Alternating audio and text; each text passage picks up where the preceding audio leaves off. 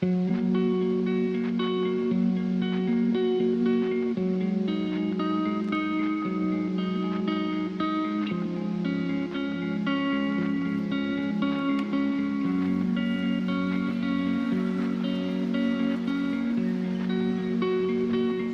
les va? Nuevamente con ustedes a través de este proyecto Contacto Cultura, organizado, auspiciado y proyectado por la Secretaría de Cultura y Educación de la Municipalidad de Ushuaia. En estas épocas, como siempre le decimos, de pandemia, no dejamos de estar con ustedes compartiendo historias de vecinos de nuestra ciudad. En mi caso es un poco lo que me lleva siempre a hacer estas entrevistas con antiguos pobladores, con sus descendientes, con jóvenes, no tan jóvenes, y yo diría hoy con un joven maduro, fueguino él, que es Jorgito Castelli. Jorge, ¿me estás escuchando y viendo bien? Estoy escuchando muy bien, Marcelo. Buenas tardes a toda la audiencia y gracias por invitarme. Bueno, ¿te gustó lo de joven maduro? ¿Estuvo bien? Me gustó. Una buena definición. Bien, hoy les contamos a quienes nos van siguiendo por las redes cada tanto, que en realidad vamos a hablar con Jorge, pero a través de Jorge queremos recordar a una querida y siempre presente en anécdotas vecina de esta ciudad de Ushuaia, como es Catalina Papic, y el que mejor puede llegar a dar su referencia es su nieto. Vos, Jorge, cuando hablas de tu abuela, lo haces con mucho cariño, con mucha emoción, ¿no? ¿Te gusta hablar de ella? Me gusta mucho hablar de ella. Bueno, vos sabés que yo la tengo siempre presente. De hecho, bueno, ahí, la muestra está. Ahí está, exactamente. Está siempre presente en mi vida y me gusta mucho recordarla, de una presencia importante en mi vida. Y una presencia importante, tomando tus palabras, en la comunidad de Ushuaia, de lo cual vamos a hablar. Pero hablamos un poquito del origen de Catalina y por qué o cómo llega acá a la ciudad de Ushuaia, Tierra del Fuego. Catalina era oriunda de la isla de Brač, en Croacia, lo que hoy es Croacia, en ese momento era Yugoslavia, y ella llega a Tierra del Fuego en el año 37, se había casado por poder con un señor que estaba en Ushuaia, y tenía que, como había enviudado, ella tuvo que traer a sus hijos pequeños hasta Ushuaia en barco, y bueno, esa fue la razón por la que se vino. Matrimonio que duró muy poco tiempo, ¿no? Y después rápidamente conoció a mi abuelo, nació a mi mamá y ahí continuó su vida fueguina. Exactamente. Bueno, muy sintético lo que contabas. Bueno, imagino la abuela contando ese viaje en 1937 en barco, lo que habrá durado, ¿no? Hasta llegar a Tierra del Fuego. Siempre contaba que fue mucho más corto el viaje de Europa a Buenos Aires que el viaje de Buenos Aires a Ushuaia. Esto era lo que más recordaba ella, ¿no? Claro, los barcos paraban en todos los puertos, entonces, bueno, les costó llegar. Creo que era el transporte Pampa el que la llevó de Buenos Aires hasta acá. Bueno, y acá comienza su actividad, y ahí ya entramos al eje central de esta pequeña charla, Jorge. Sus tareas como enfermera es conocida por los vecinos por su actividad como enfermera.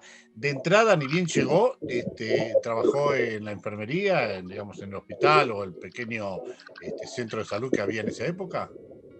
Mira, brevemente fue así. Ella se separó de este señor con el que estaba casada, empezó a trabajar como lavandera en la casa de la familia Lorenz, y creo que ahí, porque quedaba en la misma manzana, terminó conociendo a mi abuelo, que vivía a la vuelta. Decí el nombre de tu abuelo. Antonio Cabezas. Antonio Cabezas. Que vivía en lo que en ese entonces era la calle 10, después Triunvirato, hoy Rosas, enfrente de la asistencia pública en ese momento, ¿no? Bueno, supongo que se habrán enamorado, se juntaron porque no podían casarse porque ella estaba casada, y en un momento surge la posibilidad a través del doctor Serpa de que ella entrara también a trabajar en el hospital, en la sala pública que se creaba en Río Grande. O sea que su primer nombramiento es como enfermera en Río Grande a fines de 1941. ¿Es esta foto que estamos viendo de Río Grande, que estamos poniendo al aire? Es esa foto del Centro de Salud de Río Grande, ¿verdad? Que muchos confunden con el hospital rural de acá, de Ushuaia. una casa que había donado la familia Bilbao en Río Grande, donde funcionó la primera sala pública. Y ahí fueron los dos, Catalina y Antonio, mis dos abuelos, con mi mamá recién nacida, ¿no? Mi mamá nació en el 40, o sea que tendría año y medio, 2 años cuando se fueron a Río Grande. ¿Y qué hacen que regresen a Ushuaia?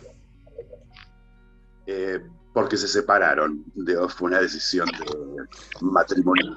Regresó mi abuelo y mi mamá, y al tiempo mi abuelo, que estuvo muy poquitos años, y cuando empezó a trabajar en el presidio, cuando se va el presidio en el 47, él se va a Buenos Aires.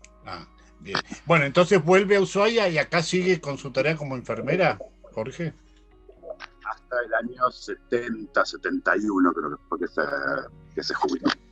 Y hay varias anécdotas, ¿no? Pero lo que sí dicen muchos antiguos pobladores, vamos a utilizar los términos que usaban los vecinos, boca sucia o mal hablada, ¿es cierto? Totalmente, totalmente. Y es curioso porque en mi casa ninguno decimos malas palabras. Creo que nos quedó ahí el estigma de que la mala palabra era ella. Y ella tenía una excusa.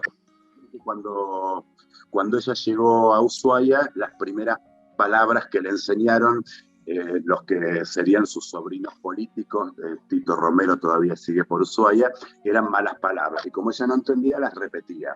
Después averiguó. Cuando fuimos a Croacia a conocer a la familia con mi mamá, las pocas palabras que mi mamá recordaba en croata que ella decía eran malas palabras también. O sea que básicamente... Bien.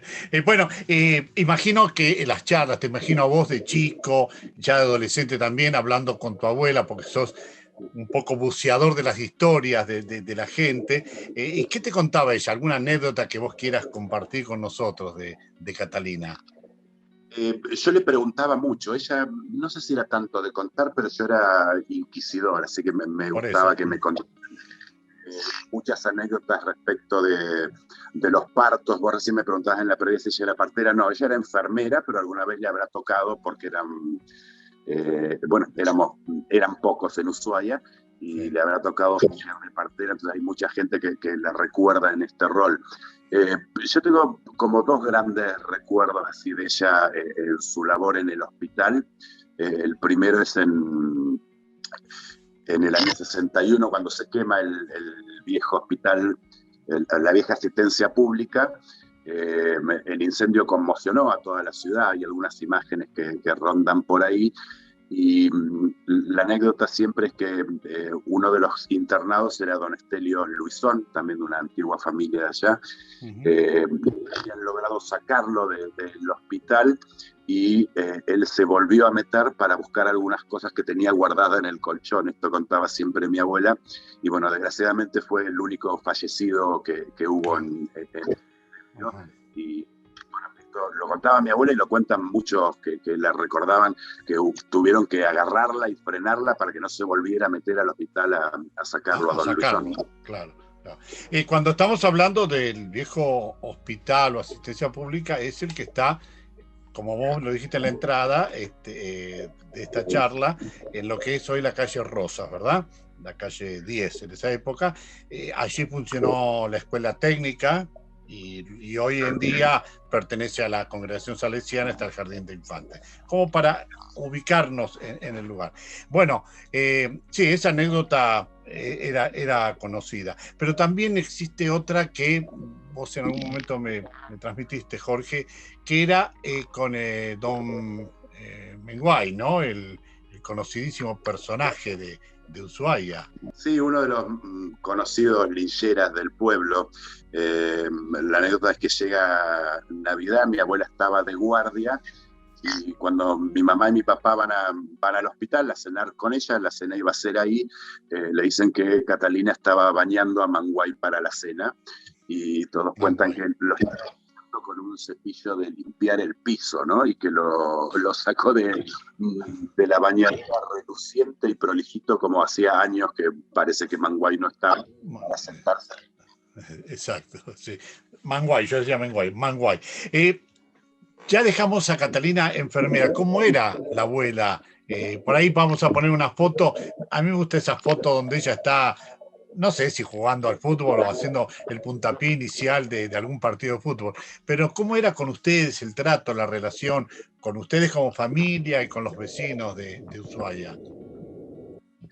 Em, Pues, supongo que cada uno tendrá un recuerdo distinto. Para mí era esto, por algo la sigo recordando, un ser como profundamente afectivo, muy cariñosa, muy orgullosa de su familia, y esto nos lo transmitía siempre.